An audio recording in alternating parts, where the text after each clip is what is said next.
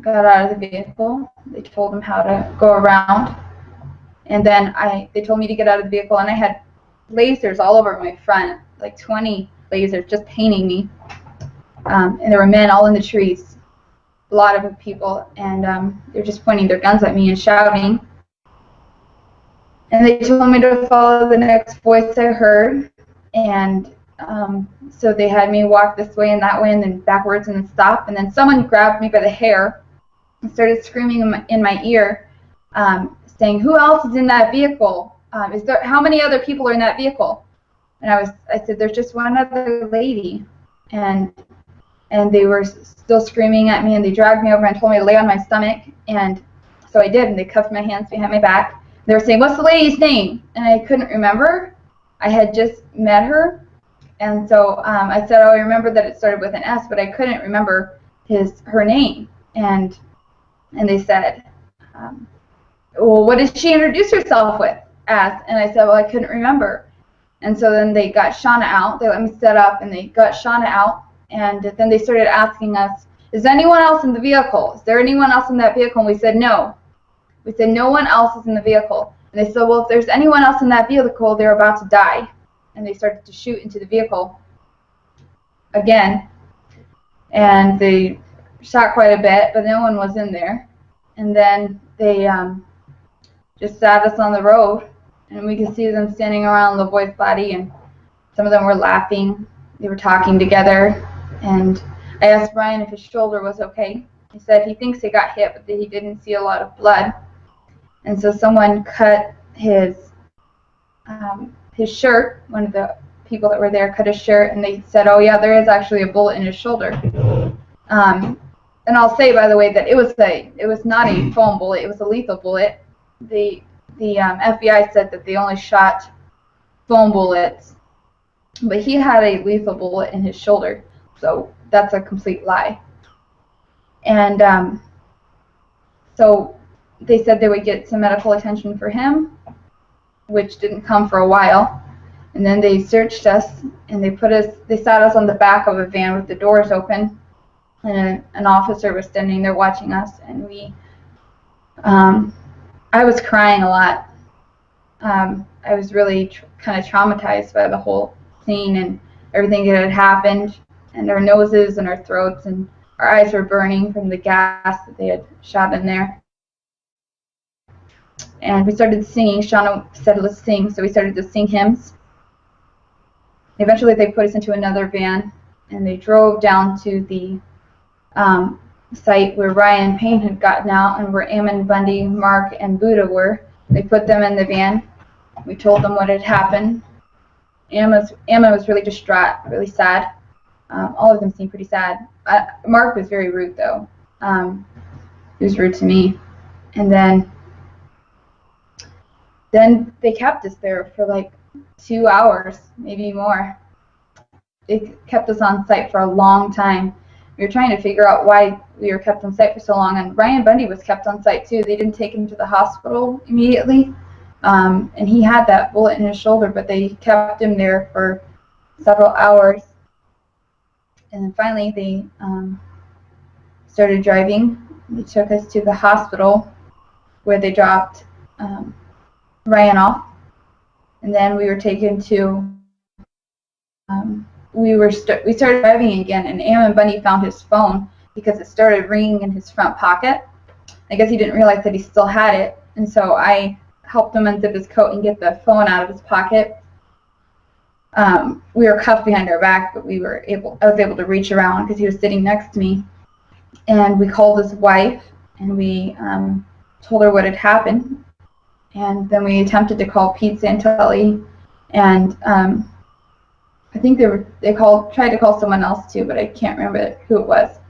And then the people that were driving saw that we had a phone, and so they pulled over at the BLM office, and they pulled out Ryan Payne first, and they searched him for the phone, and then they pulled me out and they searched me for the phone, and they pulled out Ammon, and then they found the phone in the seat. And so they took it and put us back in, and they drove to a rest stop on the highway.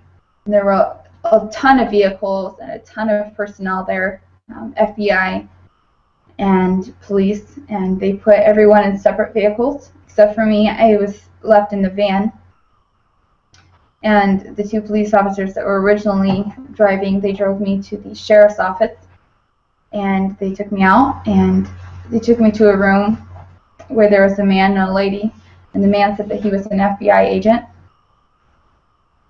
and they said they wanted to ask me some questions. And so they sat me down and they asked me my name, and they asked me some questions about myself, personal questions, and they asked about my car and where it was and what kind of car it was, and then they said they wanted me to tell them what had happened.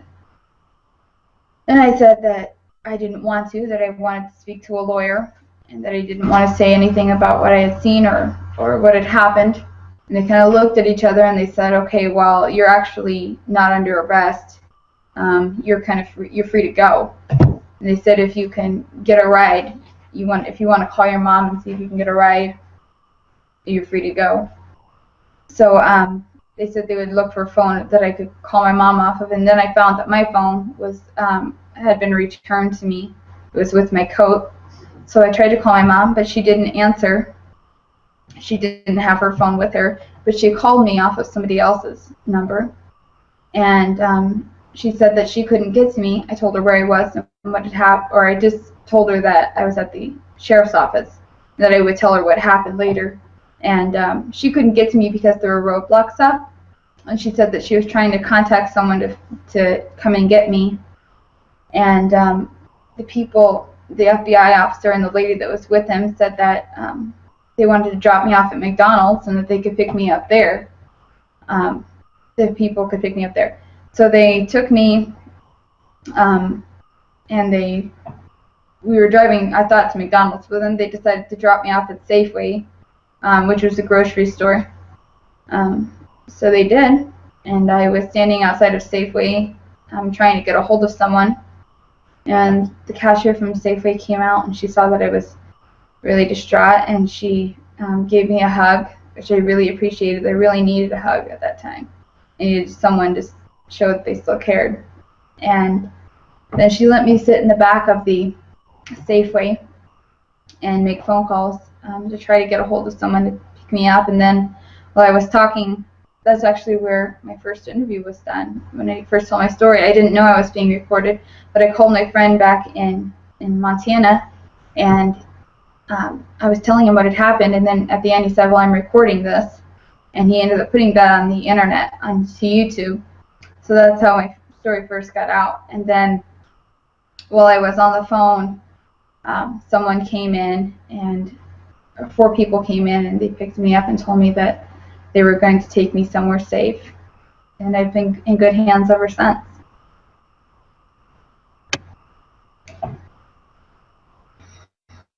Well, I have to say I'm again humbled, and I am silenced in awe that God has done such an incredible thing and a miraculous saving of you. And of course, I'm reminded of Paul singing hymns in the dungeon, and you know, of course our Father in heaven protects us. We have no fear. To be absent from the body is to be present with the Lord, and He is using you in this incident to show His mighty works. You are the embodiment of Jericho, the team of the Israelites walking around Jericho, and the walls come crumbling down. And you know, the other image that came to me, and I shared with Michael J., was the story of Israel, where the concubine had been cut up and sent to the 4 corners of Israel as a message to the wickedness that was done by the Benjamites in that one story. They had abused and killed the concubine, and the man, the owner, the prince or whatever, had cut up the body and sent it to the 4 corners to say, this is what happened in Israel, and this is the wickedness that we need to cleanse from the blood of Israel. And the entire nation rose up out of fury at the obscenity and the monstrous symbolism that